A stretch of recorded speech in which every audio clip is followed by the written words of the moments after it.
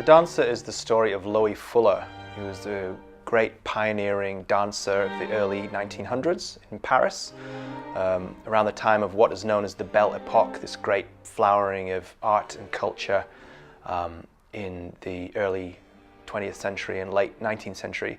Loie Fuller was originally from Illinois, and she moved to Paris around the turn of the century and pioneered an extremely modern style of dance which she called the Serpentine dance.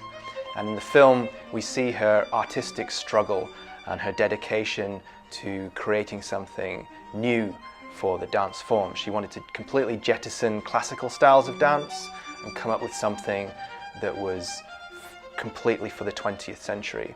She was completely consumed by her art and according to all these different disciplines.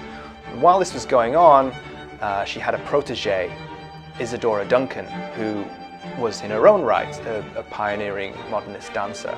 And the film is about Loie Fuller being completely absorbed by her art and not noticing that her protege, Isadora Duncan, is perhaps starting to steal some of her fame and undermining Fuller's position as the leading dancer of the time. The film really comes to life in the dance sequences, and what we're seeing on this film is really the birth of what we now know as modern dance, and you can trace it all back to this time in the early 20th century with Loie Fuller and Isadora Duncan.